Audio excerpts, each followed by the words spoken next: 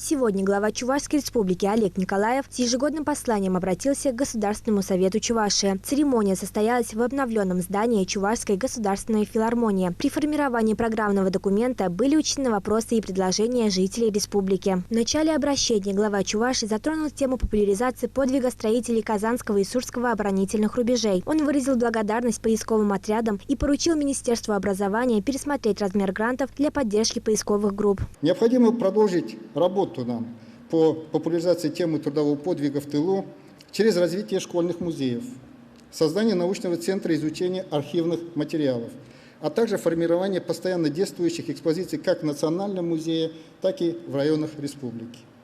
Отмечая огромную роль в работе по названному направлению поисковых отрядов, выражаю благодарность всем участникам поискового движения, считаю правильным пересмотреть размер грантов, направленных на поддержку поисковых отрядов и объединений.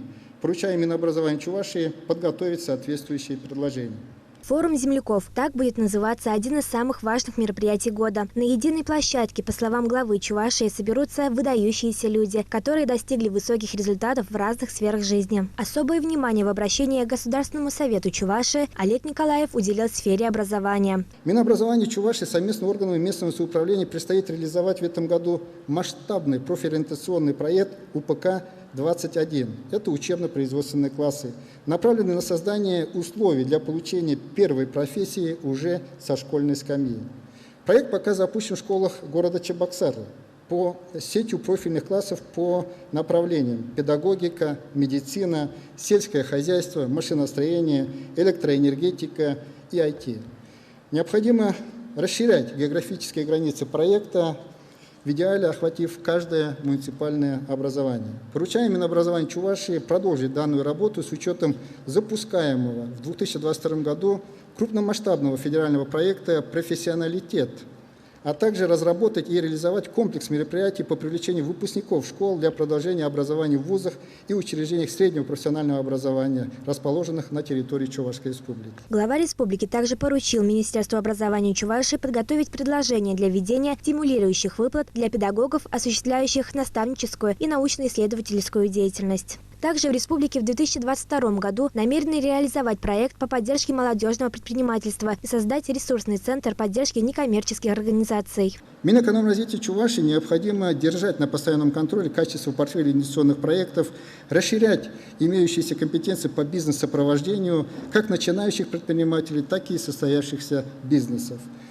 Необходимо в кратчайшие сроки реализовать пакет мер по запуску механизма поддержки инвесторов на основе соглашения о защите и поощрении капиталовложений.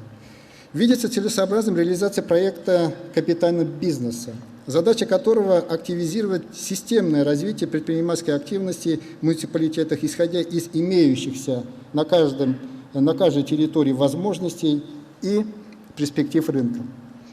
Работа по созданию благоприятного инвестиционного климата, снижению административного давления на бизнес – это ключ к эффективному решению системных проблем всей деловой среды и экономики как республики, так и отдельно взятой территории муниципалитета.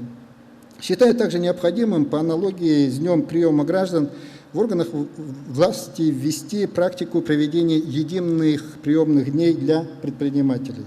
Одна из самых важных тем – распределение бюджета республики. Олег Николаев обозначил основные объекты, на которые будет направлено финансирование. В ходе послания глава Чувашской республики затронул и культурную сферу. В рамках празднования Дня вышивки 2 года подряд мастерами вышивки создавались шедевры. В 2020 году Сурбан Перле, в 2021 году вышитая карта Чувашии. Это вдохновило нас на создание вышитой карты России. Мы получили поддержку коллег из федерального правительства и обеспечили вовлечение в данный проект всех регионов России.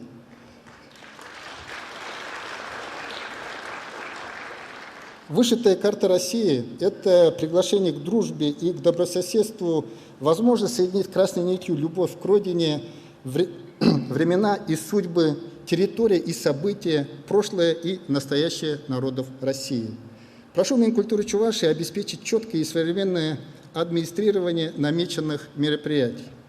Мы все понимаем, что современная инфраструктура культурного пространства, одинаковая для города и села, является основой устойчивого и гармоничного развития общества. Для этого правительством республики направляется беспрецедентный в сравнении с прошлыми годами бюджетные инвестиции. Обращаясь к Госсовету Республики, Олег Николаев предложил максимально расширить действие механизмов для улучшения жилищных условий. Главой Чувашии были также обозначены ключевые направления деятельности в сферах промышленности, туризма и сельского хозяйства. Особое внимание Олег Николаев уделил новым проектам, значительно улучшающим качество жизни жителей Чувашии.